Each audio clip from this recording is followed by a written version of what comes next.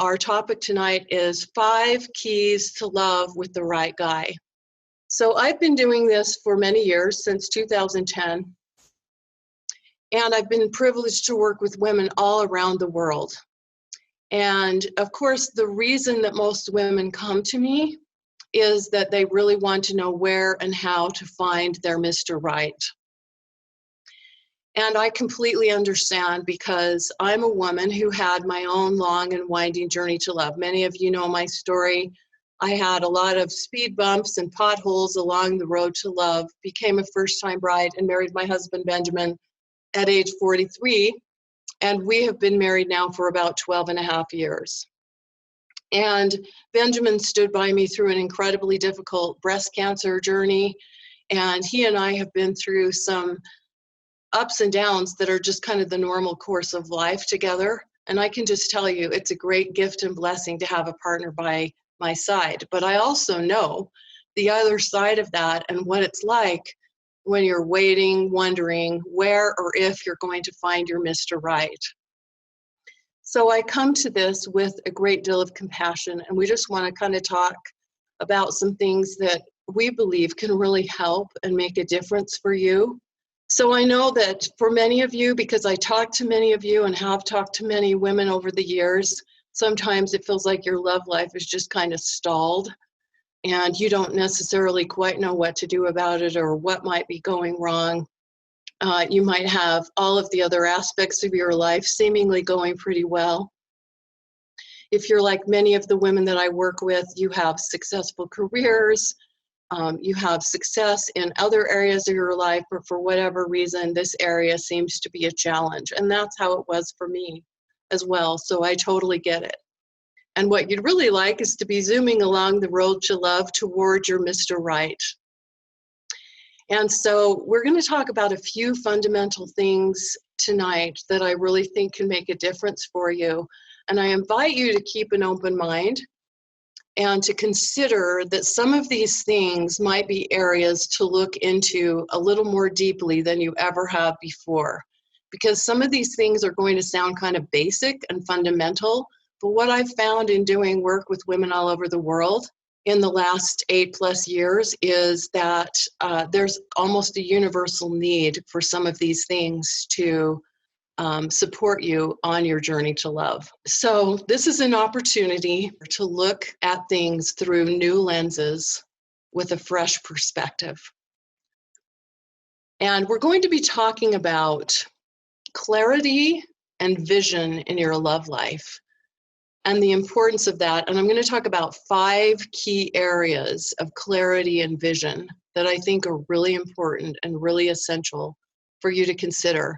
And I'm going to give you some tangible things to work with and take away from this as much as I possibly can in this webcast. And then I'll also share with you some possibilities on how you might go further if that's something that you choose to do. This is just one fundamental piece of some of the work that I do with my private one-on-one clients and my group clients. But I feel like it's such an important piece that I really wanted to share this with you in hopes that it would bless your lives. So you've probably all heard the kind of cliched saying that says, if you don't know where you're going, how will you know when you get there? Or if you don't know where you're going, you'll probably end up somewhere else. But this is really key when it comes to your love life. It's really important that you have vision. And there's 5 key areas that I think you have to have real deep clarity and vision on in order to move yourself forward and set that foundation for meeting and attracting the right guy. The first piece, and this is really important, is clarity about what you really want in a relationship. Now, when you hear this, many of you are probably saying, well, I know exactly what I want in a relationship. And yet, here's the thing, when I talk to women and I say some version of this question, if you could have anything you wanted, let's just say within the next 6 months to a year, in terms of a relationship, what would that be? What would that look like? Many women cannot give me a clear, concise definition of what it is that they really deeply desire, want. Sometimes women, I'll ask them, well, do you want marriage? Do you want a committed relationship? Do you want, what do you want specifically? What do you want? They might say, well, you know, I've kind of thought about that. I'm not really sure. Maybe with the right guy. And I understand that on some level, but what I'm saying is I think there's real power in you knowing exactly what it is that would make your heart sing, exactly what it is in terms of a relationship. What would that look like? What would that feel like? What would that be like?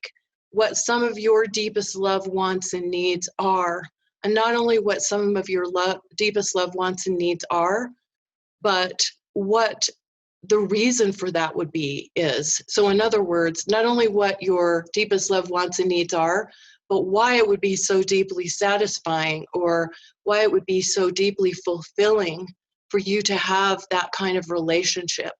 And then to take it one step further, I think it's really important to be able to own that, speak that, and believe that that's possible for you. So one of the statements that I had that worked for me was, I will meet and marry the man of my dreams. Very simple, very concise, but that was something that I wanted. Now, some people will say it as though it's already happened. Well, my mind doesn't work that way. If I try to say a statement that says, I have met and married the man of my dreams, and I haven't yet met him yet, my mind argues with itself. So you have to do this in whatever way makes sense for you.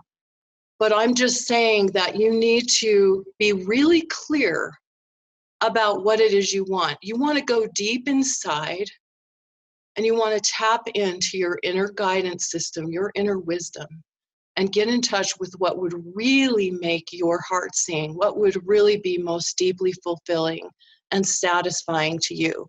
Now, I have a whole series of exercises that I take my clients through to go deeply with this, but I'm inviting you at least to ask yourself that question and write down what comes up for you until you come up with nothing else. If I could have anything I wanted in terms of a relationship, let's just say within the next 6 months to a year, what would that be? What would that look like? What would that feel like?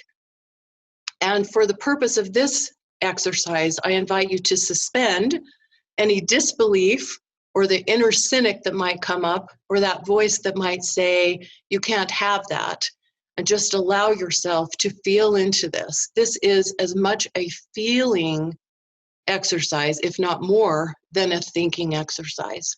Did you have anything you wanted to add to that one before I go on? No, I think I might add a couple of things later, but that's great. All right.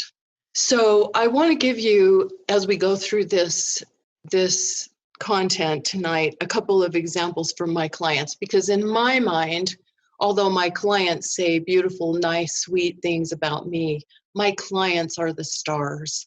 And I just get to be privileged to be a part of their journeys. And I just wanted to tell you this little story, just a little example about my client, Amanda, who's now married and actually has a baby boy. She was one of my younger clients, because most of my clients are in their 40s, 50s, and 60s. But Amanda, when we started working together, was 37. And she was dating, but she was dating men that she knew she didn't really want to end up with. And she was kind of losing some of her self-esteem because she was feeling like maybe this was all she could have. She was kind of settling and kind of in a mode where the relationships she was into were not very satisfying, and she was getting kind of discouraged along the way. And Amanda and I worked on a variety of things, but the place we started was really clarifying her vision and going deep about what it was that she really wanted. And she defined that she really wanted a long-term committed relationship leading to marriage. And so this step right there began to set her on a track where we began working together to upgrade her level of how she showed up, who she was dating, and this ultimately led to her meeting and attracting and marrying her wonderful husband, and now being blessed with a baby boy. So I'm just giving you an example of just some of the power of some of what we're talking about here. The second key is clarity about what you really want in a man. Now, okay, I get it, ladies. We've all probably made our lists on paper, or we've made lists in our head, or whatever. We've made those lists. Some of us from the time we were young girls, we've made those kinds of lists. And I think there actually can be some value in that, to think about the kind of man that you would want to be with. But I want to invite you to look at this from a slightly different perspective. And that is from this perspective of, for most women, in order to not only fall in love with the man, but to stay in love with the man, she needs to really respect him. So if you're looking for a long-term relationship or marriage, which most of the women in this audience are, then one of the key things you need to determine is, who would this kind of man be on a heart and character level? Who would this kind of man be that you can actually respect for over the long term? Now, of course, there needs to be attraction, there needs to be love, there needs to be affection, but this is a place to start. And so there's an exercise that I do with my private clients and my group coaching clients, where I have you think of 3 men that you've known at any point in your lifetime. They do not have to be men that you've been romantically involved with, but they need to be men that you admire, respect, trust, and possibly love. So it could be fathers, brothers, brother-in-laws, teachers, religious leaders, if there's someone like that in your sphere that you've known. And I invite you to put these names of these men across the top of a piece of paper and write down all the heart and character qualities, or all the attributes that they have that you admire, respect, and appreciate. Now, for some women, I can say this is pretty hard to even think of 3 men. But if you have to go outside of your closer circle, you can think of even public figures or men like that you feel like you know enough about, that you can identify some of those qualities and characteristics. And in so doing, you identify as many qualities and characteristics as you can, and then you see what kind of themes are showing up, because this can give you an idea of who a man might be that you might actually respect, and some of the key characteristics that you've most appreciated about men that you've known. And it tends to get you to think about this on a deeper level than what you might just come up with writing down things on that list.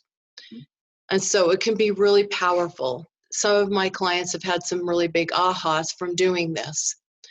This can also be useful somewhere down the road, as you can think about this when you're creating or crafting profiles. I work with my clients in helping them write and craft profiles that represent them, but also call in this kind of man that they've identified that they might be able to respect and that they might be attracted to. So this can be really a powerful thing for you to use and a place to start. And I did want to just share something personal with you right now. And this might be a little awkward, so bear with me because I have this big chart. When I was single, I took a piece of poster board and I wrote my man, and then I wrote various categories of different heart character qualities or characteristics about the kind of man that I might want to be with. And then I took sticky notes, and ladies, you'll be interested to hear, I still have the original sticky notes that I used. I've got them in all different colors here. And every time I thought about a quality or a characteristic that I might enjoy, appreciate, love, adore having in my man, I would put different color sticky notes under the different categories on this chart that I'd made. Now, these are actually my original sticky notes that I have. They don't have very much stick left on them anymore. They don't stick very well because they're older now. But this was before I even met Benjamin. But what I can tell you was so amazing about this is when I did this is kind of my non-visual vision board, if you will. It's not very visual with pictures. What I found amazing about this was before I met Benjamin, but it was almost like as I did this, I kept this under my bed, because for a period of time back when I was single, I was living with a roommate and it was kind of personal. I kept it under my bed, and it was even before I met Benjamin. But what it did for me is it helped me to feel the excitement of the possibility that this kind of man might actually exist. And it got me to feel really excited, even though I didn't know who this person might be, even though I had to sometimes fight that thought, well, maybe this man doesn't really exist. The thought that he might possibly exist got me really excited. And that helped me as I moved through kind of the ups and downs of dating, kind of having that vision or that hope that this kind of man might exist. And if I could stick all of these sticky notes on Benjamin now. They're, like I said, they're not very sticky anymore. But what I found after I met and found Benjamin is that almost every single thing that I had put on these sticky notes were attributes and characteristics that Benjamin had. This one says, thinks and tells me I'm beautiful. So do whatever works for you. But what I'm saying is go deep with this stuff. Explore this. See what works for you, what inspires you. Because oftentimes we hear, and I really believe this, if you have a big enough vision of what you want, or a big enough why, like why you want this, then sometimes the how becomes a lot easier. And I really believe that. So that's why I'm sharing this with you as a place to start.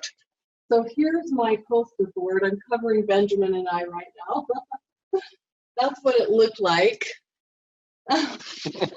And I apologize. I was doing all of this show and tell and you couldn't see it. These are like my actual real sticky notes.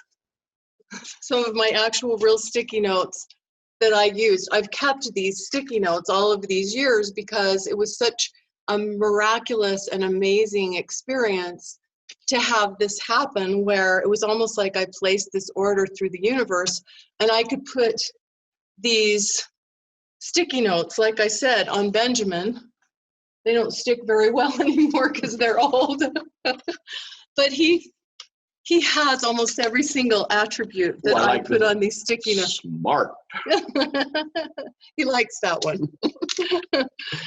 So again, whatever works for you. And I apologize that I was doing the whole show and tell without giving you a chance to see that with my slides. That's the disadvantage of kind of going back and forth here, but I think you get the idea. And as far as the earlier exercise I mentioned about the 3 men, even if it takes you a little bit of time to think about that, take your time and work with it, because that can be a pretty powerful way to get back to that place of identifying the kind of man that you might respect, appreciate, and might have it might help you identify some of those core heart and character qualities that you might like to have in your man. Okay, I'm going to go back to the PowerPoint now, but I think, Benjamin, you had something you were going to say here. Yes, and going back to that point about, knowing what you want, and from everything that I've observed and read and experienced here, I've noticed that a lot of women get themselves into difficulties. There's a pronounced pattern at in the earlier part of women's lives, that if you don't have clarity on what you really want, then you're not going to realize that the equation here contains more than just looking at a man and saying, does he have the following characteristics? Really, that's only 1/4 of the equation. I mean, you'll have a man with certain characteristics, and you, of course, will have certain characteristics, but then you'll have the question of, what do I want and what does he want? And then I guess you could say that there's a 5th item, which is the equation of how you connect all of those together. And the pattern I've noticed a lot, as I don't have near the background that Michelle does in reading up and knowing about these dynamics. But what I do know is in looking what I have seen in my own life and what I've read about, a lot of women find themselves in difficulties because, for example, if we go back into their younger lives, coming out of high school, getting into college, establishing a career, they fall into the trap of looking at the man, looking at the characteristics the man has. And it's easy to say, okay, I have great chemistry, physical chemistry with this man, and he appears to have the kind of characteristics that that society and the popular culture or whatsoever consider as alpha male characteristics. So sometimes the whole formula can boil down to something as simple as do I have great chemistry with him, and does he appear to be an alpha male? And if you take it back to high school or younger, I mean, alpha male can be something as simple as, does he drive the right car or truck or etc.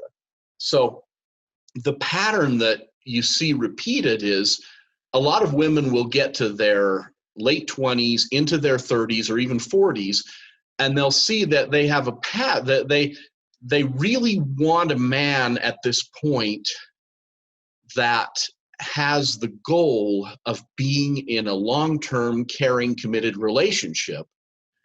And that's why I so much agree with what Michelle said, and I want to emphasize it more, that you have to move beyond just looking at the man and saying, does he appear to have those kind of attractive alpha male characteristics that my own chemistry and society around me tells me I should want? That's not enough. You need to make sure that you're getting, what you want, you're getting what you want, and he's getting what he wants. And that connection has to be made, or you run the risk, and this applies to men as well as women, but you run the risk of endlessly connecting with decent chemistry in the beginning, but drawing apart again. Mm-hmm. Yeah, and that's one of the reasons why I like the exercise with the 3 men, is it helps you to kind of identify some of the deeper heart and character qualities of the kind of man that you want to be with. It goes beneath the surface of what you might see, because one of the things that we know is that the right person with the right heart and character qualities that might be really wonderful to be in a long-term relationship or marriage with doesn't always come in the exact packaging that you expect. Now, that does not mean that attraction is not important. It doesn't mean that that attraction is not important. It just means that over the long run, there are other things that are probably more important. And one of the things I noticed when I did my sticky notes, and I did this kind of non-visual vision board without pictures, is that the things that I was identifying on the sticky notes were more about the heart and character qualities and who this kind of man would be, as opposed to the physical attributes and characteristics or making a certain amount of money or that sort of thing. Although, it's all right to have some of that in there. In fact, it's good to have some of your, it's good to have defined what your absolute need to haves are and what your deal breakers would be. But those should be relatively short lists in comparison to everything else. In other words, there should be a lot more that's negotiable than is not, if that makes sense. Hopefully that made sense. Okay, so moving on here. The third key about clarity is knowing more about who you are. And I mean on a deep core level who you are. I mean knowing what really lights you up, what really brings you joy. This kind of overlaps with the first one that I was talking about. What would really make you feel most deeply satisfied in a relationship? What your core values are, what your core beliefs are, what you really know about you. And I really feel like there's a meditation that I've found to be somewhat helpful here This is not a guided meditation. It's just a meditation that comes from Deepak Chopra. And this is, again, something that I would like to invite you to experiment with. And this is just a meditation that you can do at any time, that you can have some quiet time. But you just ask yourself 3 questions, and you ask them one at a time. The first question is, who am I? So this question is much deeper than just your name. This is like, who am I? What is the essence of me? Who am I on a core, soul, spirit level? Who am I? That's the first question. The second question is, what do I want? Like, what do I deeply want? What are the deepest desires of my heart? What would make me most fulfilled and happy and joyful in my life? What would bring me the deepest satisfaction? What would be the fullest expression of me? What do you want? What do you want? And then the third one is, what is my purpose? What is my soul purpose? What is my life purpose? What is most important for me to have as part of my life, as part of my legacy, as part of living fully? For me, I did not want to leave this planet without experiencing love, marriage, a relationship with the right man. That was something really important to me. That was something that I really wanted, and I felt like that was part of my life purpose. And I felt a desire to do this kind of work even back when I was single, but I didn't feel like it was authentic for me to do it until I had figured some things out for myself and was in the process of having a committed, successful relationship. But what I would like to invite you to do is, if you would do this meditation over a period of like 10 days, and at least spend 5 to 10 minutes on it per day, and maybe keep a little notebook by your side so that after you're done meditating, you can write some of the key insights that you find, the answers to those 3 questions, which seem fairly simple. You would be amazed at what you might discover about yourself. I know, because I've done this, and it can be really powerful. Because I believe that one of the keys to attracting and calling in the right man is being more of who you are, of showing up as the most visible, amazing, clear, authentic version of you. But if you don't know who you are in terms of some of those things on a very deep level, it can be pretty hard to do that. So I think this is another key to meeting and attracting the right guy. All of these things, I believe, are really foundational. And I wanted to just give you another example of one of my wonderful clients. And again, like I said, my clients, to me, are the heroes here. They're the success stories. But this is a client of mine in London. And one of the things that she and I worked on was her understanding what she really wanted, who she really was, what would really make her happy, what would really make her fulfilled. And in so doing, that helped her to see this man that she otherwise might not have seen and is now married to. And they actually celebrated an anniversary, and she recently sent out this post on Facebook, and she tagged me here that said, Michelle Marchant Johnson, none of this would have been possible without you. Well, like I say, she's the star in this story, but I'm so grateful that I got to be a part of that process for her. I'm so honored and privileged and happy that I got to be a part of her love story. Oh, and by the way, all of these pictures that you see that involve weddings, none of them are stock pictures. These are all wonderful shots that Michelle's clients have sent back to her. Yeah, thank you. Yeah, these are the real deal. All right. So moving along here, key number 4. This one is so important. It's almost impossible for me to overemphasize it. So I live in Salt Lake City.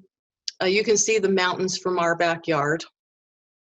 And I've often said that if I could stand on the top of a mountain with a big megaphone and speak to the women of the world out there, the thing that I would want to say is, ladies, own your own value. So what do I mean when I say that?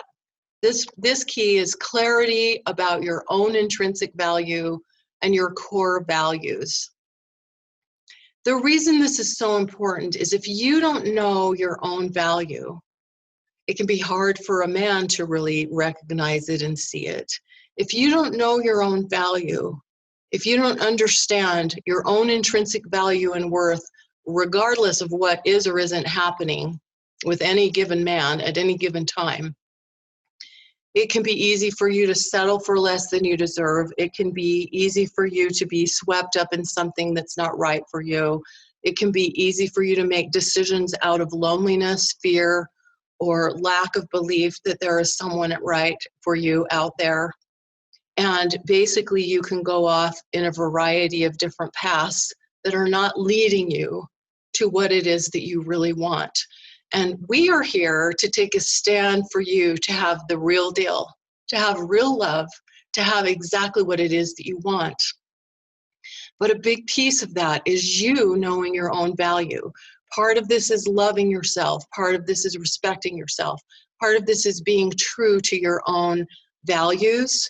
Part of this is being clear about boundaries and standards about what is right for you, and making your decisions from that place of confidence, of knowing who you are and knowing that you have value, whether or not a certain man is paying attention to you, whether or not you're currently dating or not, knowing that you have a beautiful gift to bring to the world, and that the right man will recognize that if you first value it and respect it within yourself. So this one is it's almost so important that I don't even know quite how to express it on a deep enough level. But what I do know is that if a woman doesn't feel worthy, or she doesn't feel like she has enough value, or really know her own intrinsic value on a deep core level, not just like a thought, but on a deep core level, so often women will get into relationships that don't lead them to happiness. And relationships, especially a primary love relationship, can be one of the greatest sources of joy in your lives, but it can also be one of the greatest sources of heartache if you get into the wrong relationship. And I know many of us know that from experience. But that's why this is one of the tenets of my work, is you being that woman of high value. And I have a whole program that I go through what it means to specifically be a woman of high value, which we don't have time for right at this moment. But I think you're getting the essence of what I'm talking about here. Did you have anything you want to add here? No, I think you're doing great. All right. So this is my client, Sylvia. And one of the things that I really love about Sylvia is when she came to me, she had lost her way a little bit in terms of knowing her own value, in terms of really knowing her own worth and having confidence and faith and belief in the right man being out there for her. And through our work together, she was able to gain that and get her footing and get that vision and get that clarity that we're talking about, which set her on a whole new track than what she'd been on. And again, like I say, my clients are my heroes. I'm just fortunate enough to be a part of their journey and feel so blessed to work with such amazing women around the world. But I'm just giving you examples, tangible examples of why these things are so important and what difference it makes in a woman's life. Clarity is just one piece. Clarity and vision is just one piece of the work that I do, but I believe it's a foundational piece.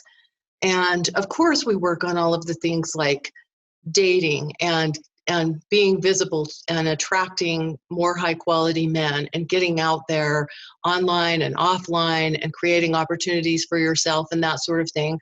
But what I find is if some of these fundamentals aren't in place, sometimes they can sabotage us. So that's why I'm talking about this tonight, to set this foundation. Okay. Why is my slide not moving? There we go. Key number 5 is clarity about your course and level of commitment. So this one, I just want to say, I really do believe that for many women, if it's been a while that you've been struggling in your love life, you do need to have some kind of course, and you do need to have some kind of plan. When I say course, I'm not talking about a study course. I'm talking about a roadmap. I'm talking about a plan. And I do believe that it makes a big difference to have the right mentor, to have the right support. I had to get that for myself in order to discover and work through some of the ways that I shot myself in the foot and sabotaged my chances for love before I met and attracted Benjamin. And I just believe that a lot of the things that we work on together are kind of nuanced, but they can make a huge difference in your overall success and your overall outcome. So you've taken a step. You're here. You're on this Ready for the Right Guy panel. You'll hear interviews from various experts over the next 10 days or so. And you'll hear a lot of different perspectives. And some of the things that you hear may be really valuable and you may really resonate with. And some of the other things that you hear you may not resonate with as much. That's just fine. Take those gems that you find that are valuable. Take those bits and pieces that you feel can make a difference for you. And don't just listen, but begin to implement, begin to experiment, begin to try some new things. We're at the beginning of a brand new year. You have an opportunity to try and experiment with some brand new things. And also, for many of you, you may feel like this is the time in this new year for you to seek out the support and help of a mentor. Now, I work with women all over the world. And of course, I can only work with a very small number at any given time because I go really deep in my private coaching with my clients. And I do have some group programs, and we'll be offering some future group programs. But if you're seeking a mentor right now, seek for someone that resonates with you, that speaks to you, that you feel can really support you in a way that will be meaningful and significant.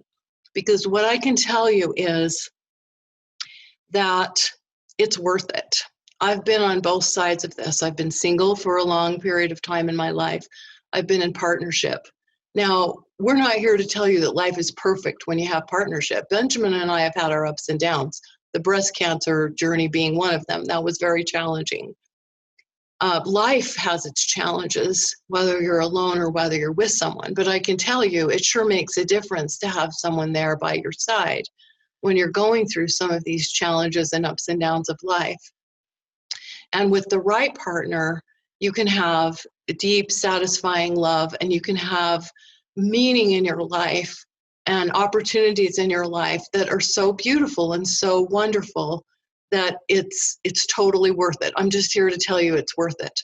Now, as far as level of commitment goes, some of you might be thinking, well, doesn't love just kind of happen? And we hear these things like love happens when you least expect it, or you'll call in or draw in love. Well, I do believe that if you're doing some of the things that we've been talking about tonight, like knowing who you really are and showing up more fully and authentically you, that's likely to draw people to you. And from that standpoint, you might say that you're drawing love to you without having a plan. But what I've found is even people that believe that they met in more of a serendipitous or by chance kind of way, they were still in situations where they were putting themselves into opportunities where they could meet and attract someone. And I really believe that having support and guidance and just someone to help you map out your specific plan and your specific roadmap to help you through the different adventures of dating, and to help you to sidestep some of the traps or some of the things that might take you off track, can make a huge difference. So that's what I'm talking about when I say level of commitment. I'm talking about your commitment to yourself, your commitment to know what it is that you want, coming back to the number one, knowing what it is that you really most want. That's your commitment to yourself, of doing the things that you can do to bring this into your life. Because I do believe that we have more power in this area than we sometimes believe. It's not all just by chance. There are actually things that you can do to create more opportunity for yourself in this area of your life. So if you're feeling stuck, I'm just inviting you not to stay stuck and to reach out to whatever person, mentor, opportunity that you feel might be the best for you. So just giving you another example from my clients. This is my client, Susan. And Susan was in her 60s. She had been divorced for a number of years and really kind of was doubting or wondering whether or not love was still possible for her. And Susan just really needed a roadmap. She just really needed a guide. She just really needed some support to know how to navigate dating. So Susan and I worked together to get her profile together, and I helped her to support her to know how to use the online dating sites in a way that supported her, still allowed her to be in the feminine, but also helped to draw in more high quality men. She started also working with me. We had a plan for her to meet men offline. She started dating, she started meeting people, and she met her wonderful husband, Curtis. They're now married and built a house together, got married in their 60s, and she would have never believed that this was possible when we first started working together. But she just needed some support and a roadmap. So she's, again, another one of my heroes. I'm just so blessed to be a part of these women's journeys. So again, just to kind of recap, if you don't know where you're going, how will you know when you get there? This is the reason that we focused on this clarity and vision piece tonight, and why I believe these 5 keys are really fundamental and really sort of a foundational piece of meeting and attracting the right man. Because if these things aren't in place, even if you're doing all the other things in terms of dating or getting opportunities to meet men or that sort of thing, if these things aren't in place, sometimes you're still going to get off the track, or you may not even recognize that man when you meet him. So don't expect your man to magically appear. Yes, there are things you can do, and that's the good news. Don't prolong being with the right guy for you, because as I said before, it's totally worth it. Start now. And our message for you tonight is your time is right now. So in just a moment, we're going to take some Q&A questions. Karishma says, what do you think if a man proposes on the first date? Some would call that a red flag, but others would say men are virtual, so they know in 1 or 2 dates if you are his woman. Well, okay, first of all, I believe in attraction at first sight. I don't believe in love at first sight, because I believe that it takes time to really get to know someone. And when it comes to marriage, I mean, most of the women here are looking for a long-term committed relationship, and in many cases, marriage. You want to know, like we talked about earlier, you want to know who this man really is that you're tying your entire future to. I mean, one thing that I can tell you after being single well into my 40s and now being married into my mid-50s is that you combine lives. When you get married, ideally you combine lives, and to some extent you put your fate in the hands of this person. Not totally, but if you combine finances and if you combine all different kinds of aspects of your lives, you're putting a lot of trust and faith in that person. And so even if a man might get overly enthusiastic and propose on the first date, you could have a little fun with that. He might be kind of doing it in a teasing way, or he might feel a deep physical attraction to a woman. But I wouldn't in any way say that he already knows enough about you to know that you're his woman. You want to add to that? Yeah, Benjamin? okay. Here's a great news flash that you may not have needed. Men don't have access to any kind of a special type of clairvoyance or ability to know that a certain woman is going to be just right for him on the first or second date.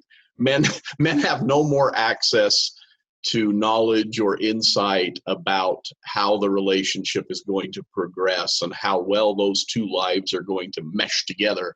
They have no more access to that than women do. So adding on to what Michelle said, you can have a profound sense of chemistry and connection in those initial first meetings. But those of you who've listened to Michelle and I in some of the earlier presentations we've done, you've heard me say that chemistry is great and chemistry is necessary, but chemistry has no conscience. Chemistry has no character. Chemistry simply functions biologically to bring people together in a very pleasing, fierce kind of attraction. But you can have great chemistry with a wonderful doctor, a school teacher, a lawyer, a guy who turns out to be running a huge Ponzi scheme, a hitman, or an international jewel thief. You can have great chemistry with any of them. At least the jewel thief, you might get some good bling out of it. But to answer your question, a man may claim that on the first or second date that a woman is everything he's wanted, but he's simply speaking in terms of assuming he's speaking in good faith. Assuming he's going from his real and true feelings. What he's saying is that I'm feeling a profound initial chemistry with you. Okay, great. But now comes everything Michelle has talked about in terms of what you want, what he wants, and what you're like and what he is like. All that remains to be explored. Right. Thank you, Benjamin. Wendy in Phoenix says hello. Hello, Wendy. So happy to have you here. Wendy is one of my private clients. How to take a guy from casual dating to serious dating long-term for marriage. One of the biggies. It's one of the biggies, and I actually think there's a lot of misconception out there. So forgive me, I'm going to get on my soapbox just for a minute or two here. I have a little bit of a problem with some of the messaging of some of the coaches or some of the articles or things that I see out there along these lines, where I see, how do you make a guy commit? Or how do you make a guy choose you? Or how do you make a guy do this or that? I don't believe that, first of all, it's healthy to want to make someone else do anything. And I also don't believe ultimately that's the kind of relationship you want. As a woman, I believe most women want to know the man they're with has really chosen them for who they are. Now, I realize that's not your exact question, but I'm coming there. I just am saying, I think some of the messaging that's out there sounds and may even be a little bit manipulative. And I think we have to be careful about this. And this comes back to something I was saying earlier too, when I was going through the 5 keys. This is part of why you need to know what your own values are and you need to know your own intrinsic value. And if you've been dating a guy casually for a period of time and he's not stepping up in terms of moving it to anything more serious. Casual dating can be defined in a variety of ways by different people.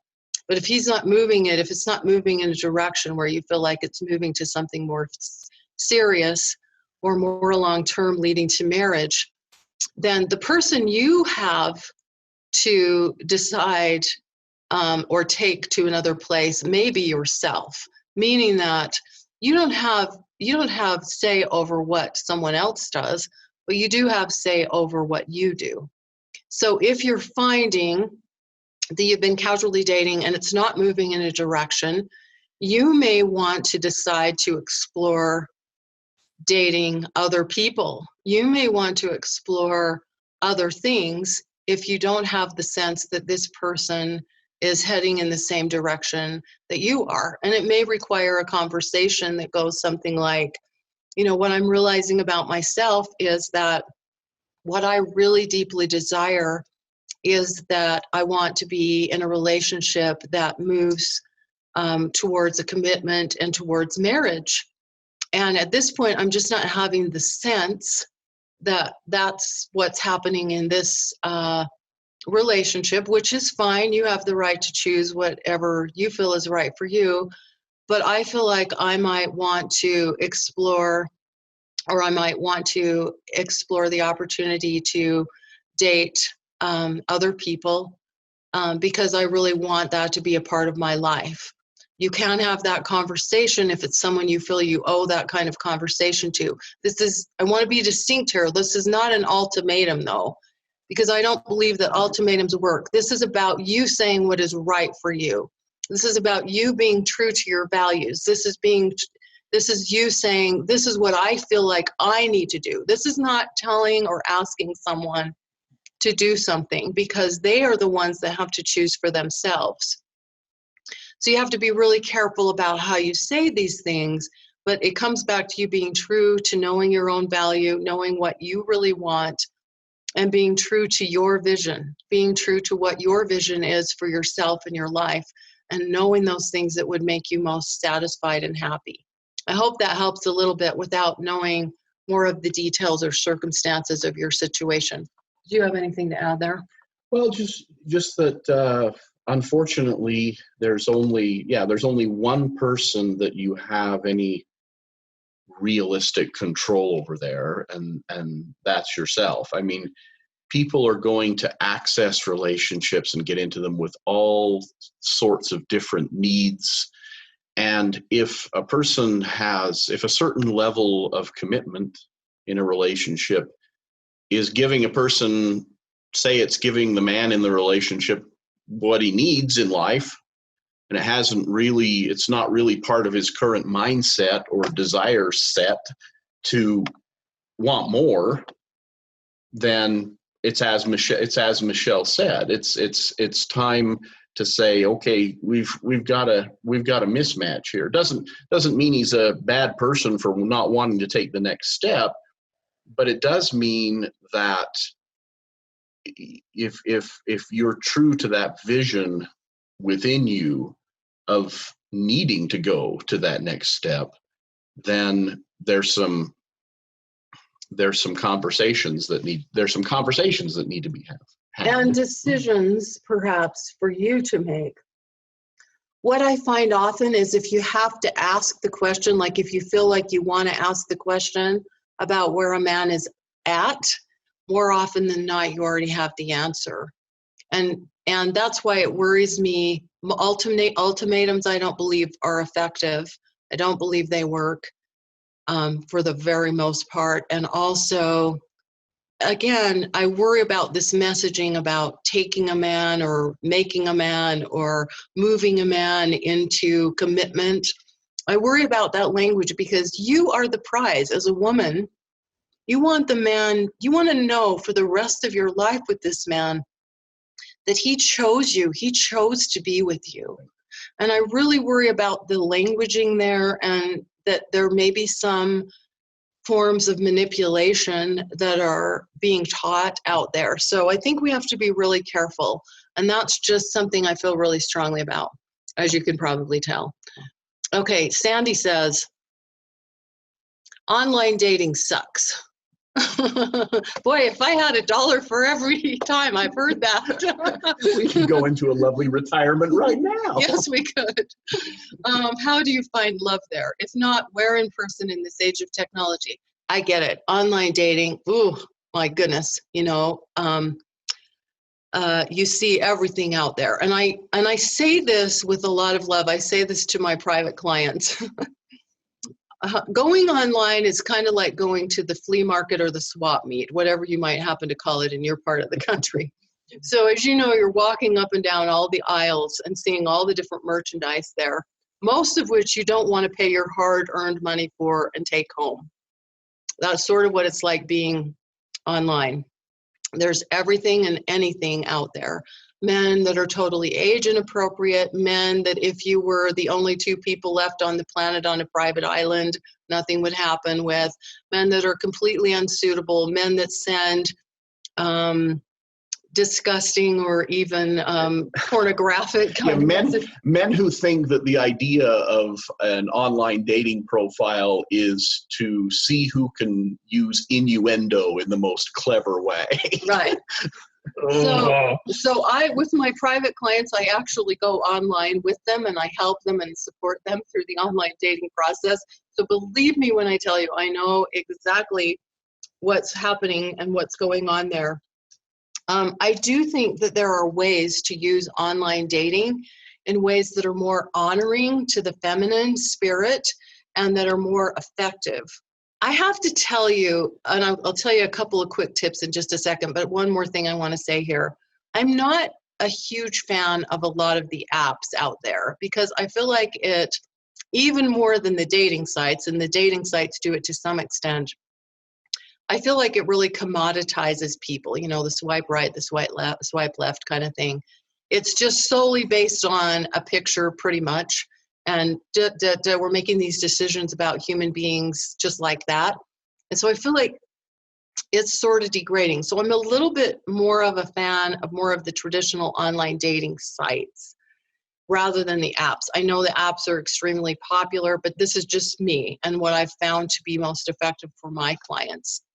And so if you're using a more traditional online dating site, what I recommend is that you become the chooser, meaning that you choose the men that you're going to interact with. So I recommend that you actually go out online, do some searching, find men that you feel like would at least be interesting enough to potentially meet up for a cup of coffee. They don't have to necessarily appear to be your dream man, because you can't tell everything about someone with pixels on a page. You just can't. But at least someone that would be interesting enough that you would be willing to potentially have a cup of coffee with. And then you find something in their profile, and I know some of their profiles don't have much in them either.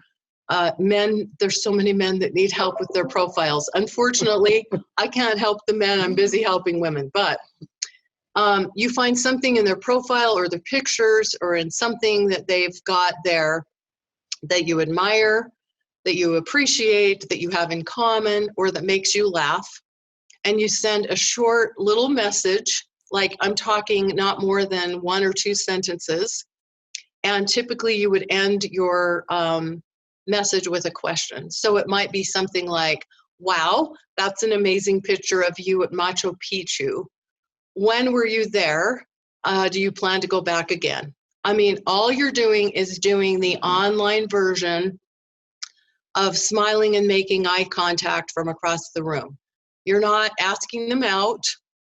You're literally just doing like the online version of smiling, making eye contact from across the room.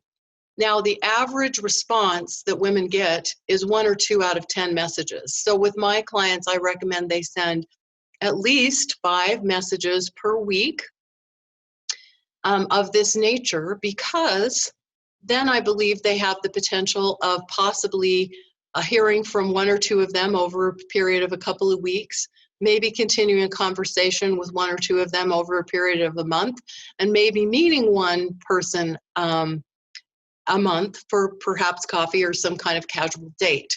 But if you do that over a consistent period of time and you become more of the chooser, possibly even ignoring the messages that you're getting from all the unsuitables. In terms of offline, and again, I'm going to touch on this just a tiny bit in the interest of time, because I know where and how to meet a guy is one of the biggest questions that so many women have out there,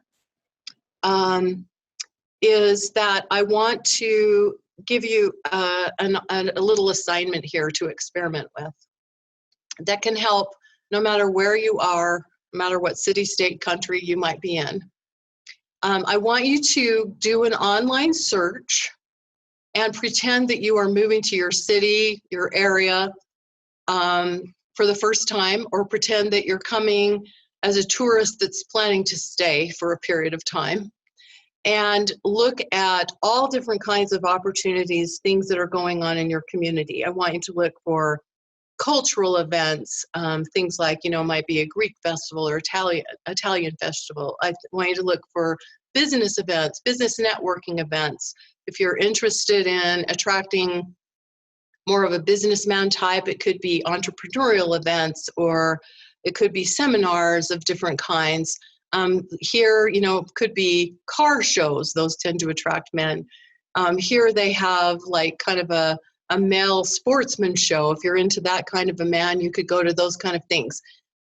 Charity type events. I had one of my clients who met a man. She went on a Saturday by herself to a Greek festival in her community, and she stood in line for some food next to this man.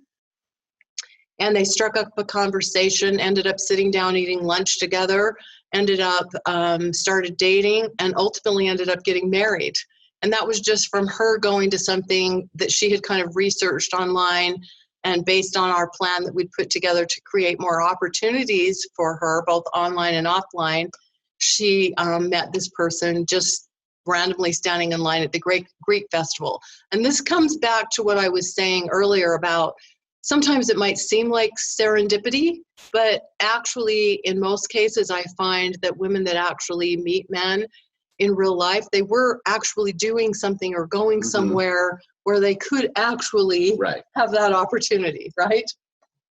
So do this research, and what I want to invite you to do is to look for at least 2 or 3 events per month that would be outside of your normal routine, outside of where you might normally go. And the ideal cross-section would be something that you enjoy, but also might attract men as well.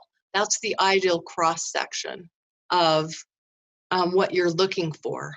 So for example, the local knitting circle, or the local, I don't know, whatever it might be, jewelry making class.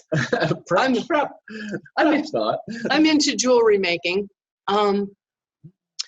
May not attract a lot of men. So you're looking for that ideal cross section. Thank you for your questions, Sandy, and thanks for everyone for being here. Okay, let's see if we can get through a couple more here. Let's see. Oh, this is a good question. Elisa. How do you trust your instincts when you like a guy? Woo, this is a tricky one, right? So first of all, let me start by saying this.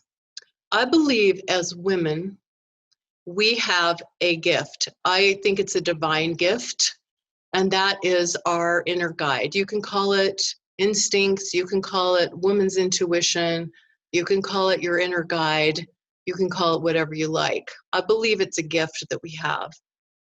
And I believe that that inner guide, if we're really in tune with it and we haven't suppressed it, ignored it, or tried to outsmart it too many times, is usually right on. And so trusting your instincts becomes tricky sometimes when there's chemistry and you're feeling a lot of physical attraction, or if a man is just really charismatic or sweeping you off your feet, that kind of thing, it can become tricky. I mean, I always say you have to balance your head, your heart, and your hormones.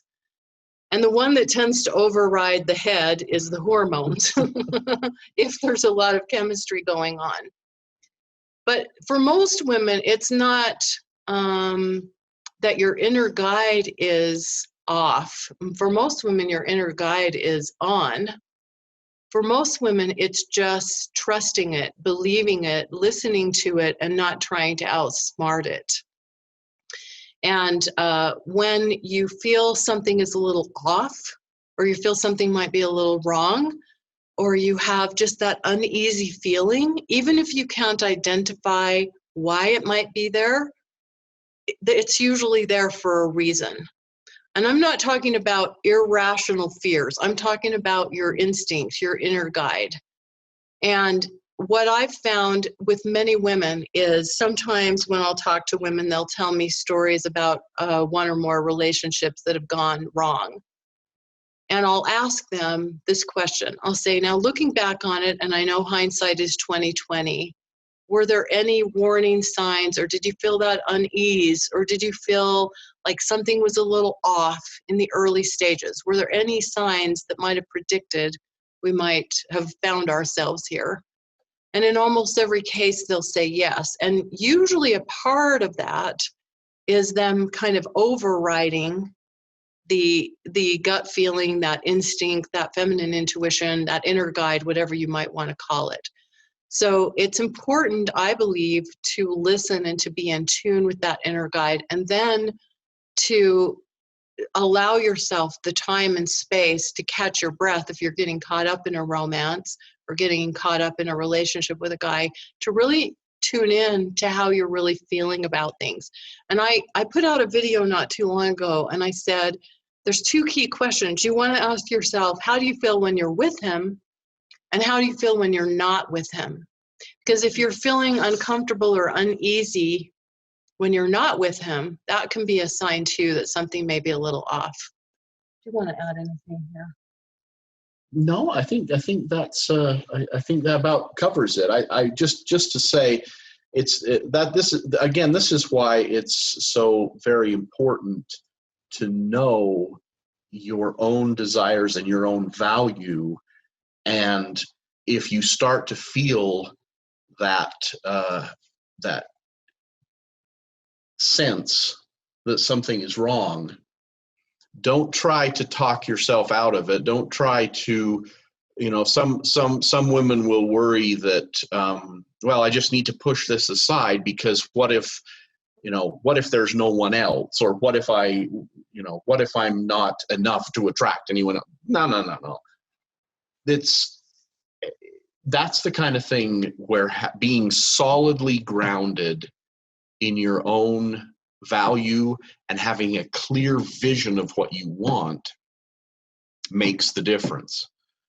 And a lot of women, and I hear it all the time, and Michelle hears it from women. A lot of women say, there are so few really good men out there. Well, I might, not that I have a lot of evidence to argue against that, but I'd like to.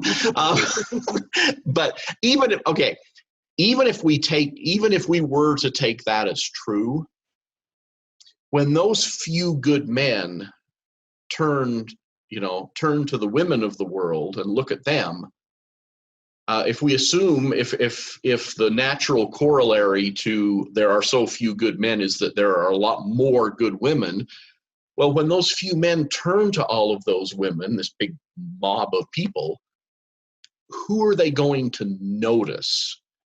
Which of those women will have kind of raised themselves up to a head and shoulders above the rest so that they're really visible to the good men? It will be exactly the kind of women that Michelle was describing. Women who know their value and know what they want. Yeah, and I'm so glad you mentioned that, Benjamin. Thank you. One thing I wanted to add to this too is when you are really centered in knowing your own value, and part of that is trusting your own inner guide, trusting your own inner knowing, because above and beyond what anyone else can tell you out there, you have a gift, and I believe that it's a divine gift. But when you're really in touch with your own value and you're living according to your own values and what is important to you and staying true to that, you show up differently. And what I mean by that is you show up as a woman of high value that attracts those high quality men. You show up in a way where you're not feeling like you need to overgive. You're not feeling like you need to be the pursuer. You're not feeling like you need to compromise your principles or what feels comfortable or right for you just in order to get or keep a guy. You are staying true to who you are. Because here's a secret, the right guy for you is not going to be easily scared off. He's not going to go away. You'll back me up on this, right, Benjamin? Yeah. he's not going to go away if he's the right man. And when I say the right man, I mean a man that is in good faith, wanting to have a loving, committed relationship with a woman and who has sincere interest in you. And when you're clear about your own value and values, and you have that clear defining vision of that, you show up differently. And part of the way that you show up is you're true to what feels right to you, which is that part of that inner guide.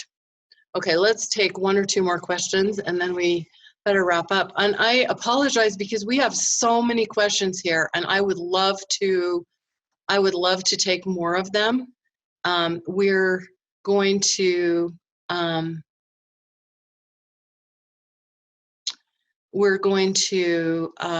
take Q&A at our closing ceremony as well. So we'll have another opportunity here. So someone made a comment here, says, how can you get the right answers when you're asking the wrong questions? It's not finding the right man, it's being the right identity and functioning woman. Yeah, that's just what you asked and answered. You answered your own question. And that's what we were just talking about. That's what all of this vision and having that clarity and knowing who you are and being this person is all about. Here's a key question. What do the different colors of the sticky notes mean? Oh, the different colors, that's Marcy, and you can email me and I'll send you a card deck. Marcy, the different colors of the sticky notes were based upon the different categories. So as you'll recall, I had different categories here, and I had different colors of sticky notes based on the different categories. Hopefully you can all see that. The categories were mind, heart, soul, body, passions.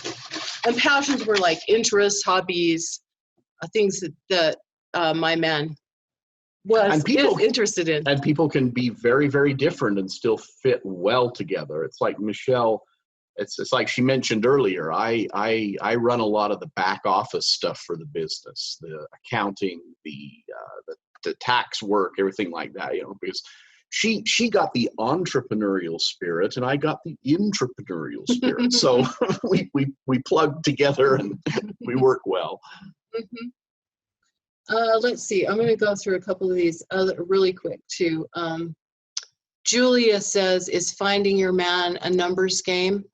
I actually think not so much, meaning that I don't think the goal here is to try to get as many dates as you possibly can, but I think you want to refine things, get really clear about what it is you're looking for, what's really most important to you, about who you are, put yourself out there authentically and even more boldly, so to speak, and create opportunities for yourself online and offline to meet the right person, but not necessarily going for like maximum number of dates. In other words, I think as women, we operate in energetic cycles, and our bodies operate in cycles, but even when you're no longer menstruating, I still think we operate in energetic cycles. And so I always work with my clients in a way that I believe honors the feminine. And I think that's a part of you honoring yourself and being true to your values, is valuing yourself as a woman. So I don't think it is just a numbers game. I think that's too, I think it's too masculine, too, in the sense, I mean, yeah, I agree. If you have a vision of just rolling as many dates through the system as possible, that might allow you to look at a variety of different men in the initial stages, in the old speed dating style. You might be looking for certain reactions of chemistry. But I agree with Michelle. I mean, in the sense that if you've had a string of discouraging, if you have a string of relationships or a string of situations that have discouraged you, I mean, I guess you could think of it as a numbers game in terms of being able to pick yourself up and meet someone else and try again. yes, but I'm with Michelle in that I would as a whole kind of not go there, not go there in terms of that being a kind of metaphor to use. Yeah. Well, we are coming to a close. I want to answer one more question here because it's important about this little vision board, my non-visual vision board that I made. And I also want to thank everyone for joining us. We'll answer this one last question and then we'll wrap up for tonight. So Katrina asked me, and I meant to actually address this, so I'm so glad you brought it up, Katrina. And be sure to email me those of you whose questions we took, because I will send you the Ready for the Right Guy card deck in the mail, no matter where you are in the world. Katrina asks, why didn't you use pictures in your vision board? Do you think the sticky notes are more effective than pictures? So I am very familiar with the vision board process, and I've actually made them before with pictures. But what I find, again, this is my mind, and you have to find what works for you. Whatever works for you is what you should do. I'm not saying my way is the right way or that there's anything wrong with vision boards, but my mind does not equate pictures of other people or of other things as something that is necessarily for me. So for me, when I'm looking at pictures that I clip from magazines or that sort of thing, it doesn't seem as real to me. And so I did find, for me, the sticky notes worked. And the other thing that worked about the sticky notes is I could add something anytime I thought about it. I would just keep these sticky notes in my purse.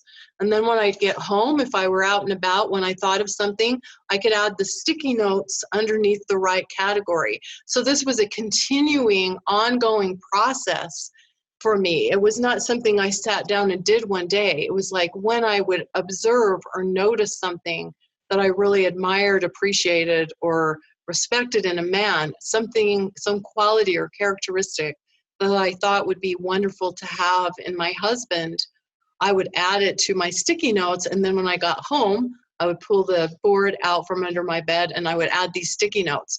So that's probably the biggest piece right there, is just that I could continually build upon it and add upon it. And it was a living, breathing thing for me.